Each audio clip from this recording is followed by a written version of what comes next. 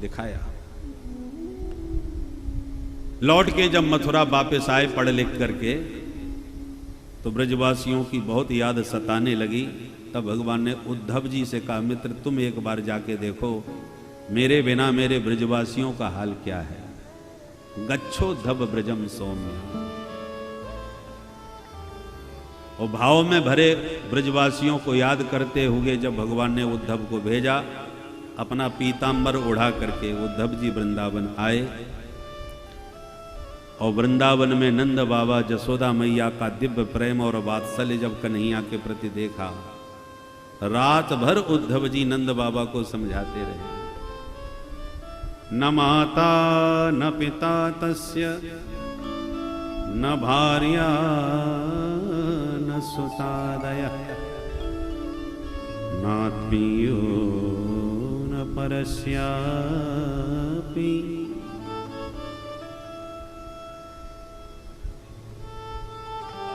वो उसका कोई माता पिता नहीं है, उसका कभी जन्म मरण नहीं होता। वो तो निर्गुण निराकार व्यापक ब्रह्म है, जिसे तुम अपना बेटा कह रहे हो। उस कृष्ण को व्यापक ब्रह्म के रूप में देखो तो कभी उसका वियोग नहीं सताएगा।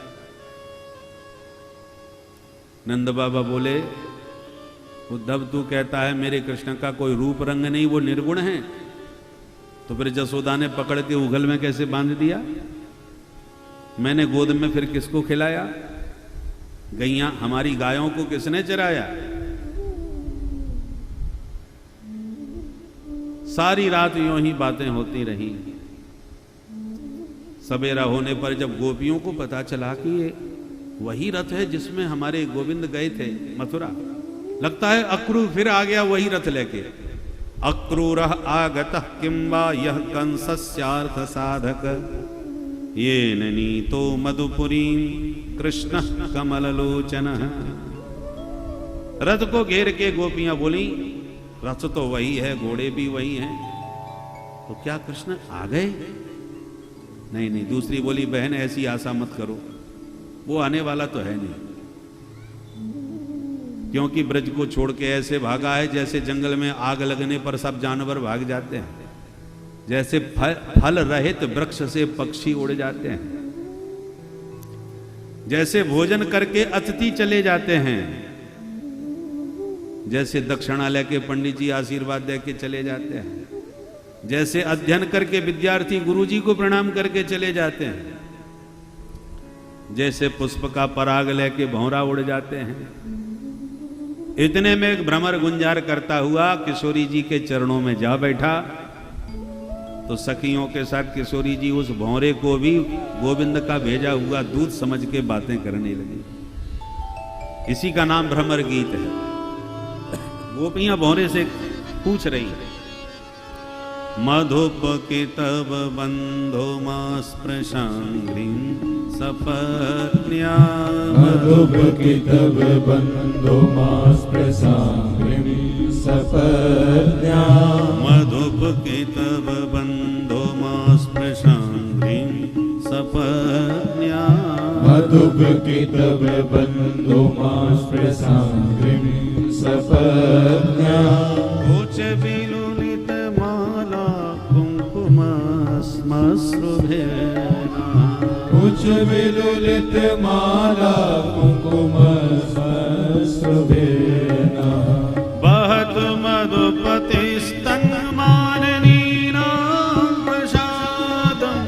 बहत मधुपतिस्तन्माननीनां प्रसादं। यदु सदसि विडम्ब्यं यस्य दूतस्त्वमीदृक्। यदु सदसि विडम्ब्यं यस्य दूतस्त्वमीदृक्। मधुप के तब बंधो। मधुप के तब बंधो। मधुप के तब बंधो। ए भौरे, तुझे उसी कपटी ने भेजा है हमारे पास। अंग्रीम मां स्पृश, हमारे चरणों से हाथ मत लगा, क्योंकि काले सब कपटी होते हैं, हमने जान लिया।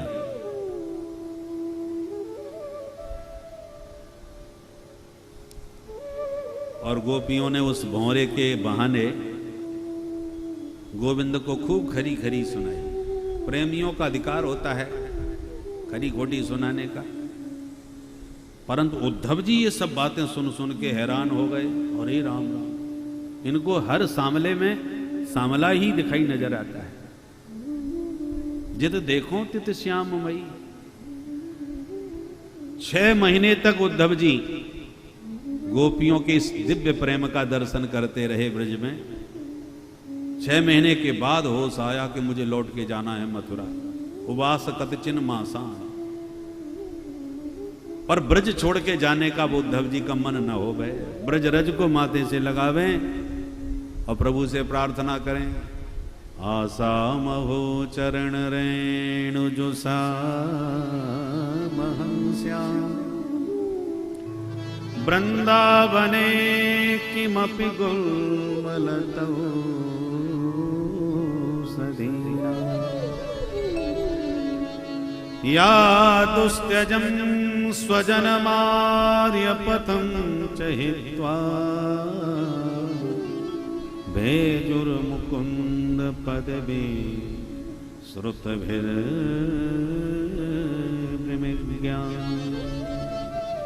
हे प्रभु, मैंने जीवन में कोई पुण्य किया हो तो एक ही फल मांगता हूं कि जब जब जन्म मिले तो श्री धाम वृंदावन में मिले।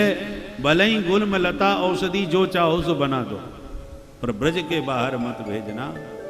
ऐसी भावना से भरे उद्धव जी प्रेम में पगे 6 महीने के बाद वापिस मथुरा आए तो माधव मुस्कुराए। आओ ज्ञानी जी महाराज, ऐसा कौन सा प्रवचन दिया, 6 महीने का समय लगा दिया पढ़ा सिखाने समझाने में। उद्धव जी बोले बात मत करो, तुम जैसा निष्ठुर निर्दयी कपटी हमने पहली बार देखा। ऐसी खरी खरी भगवान को सुनाई कि भगवान उद्धव को हृदय से लगा करके गदगद हो गए। मित्र, तुम्हें इसलिए वृंदावन भेजा था क्योंकि जब से मथुरा आया हूं कोई खरी खोटी सुनाने वाला ही नहीं है। महाराजा धीराज कहने वाले बहुत हैं, पर मधुमंगल श्रीदामा की तरह खरी खरी बोलने वाला कोई नहीं। अब वृंदावन में जाके तुम पे पूरा रंग उन्हीं का चढ़ गया। बोल चाल भाषा व्यवहार सब बदल गया। अब तुम कोरे ज्ञानी नहीं रहे, मेरे प्रेमी भक्त भी बन गए। देखो वृंदावन क्या है। दिव्य दृष्टि दे करके भगवान ने उद्धव को दिव्य वृंदावन का दर्शन कराया। और वह अलौकिक दिव्य वृंदावन इन आंखों से नहीं देखा जा सकता। अदृश्यं चर्म चक्षुषा, इन चर्म चक्षुओं से नहीं देख सकते। दिव्यम ददामि ते चक्षु, जैसे दिव्य रूप देखने को भगवान ने अर्जुन को दिव्य दृष्टि दी, ऐसी दिव्य धाम देखने के लिए दिव्य दृष्टि भी चाहिए। और ऐसे प्रेमी उद्धव के साथ एक दिन भगवान कुब्जा के घर जाके कृपा किए और एक दिन अक्रूर जी के आंगन को भी पावन बनाए। इसके साथ ही 10वें स्कंध का पूर्वार्ध संपन्न हुआ, जिसमें 49 अध्याय है।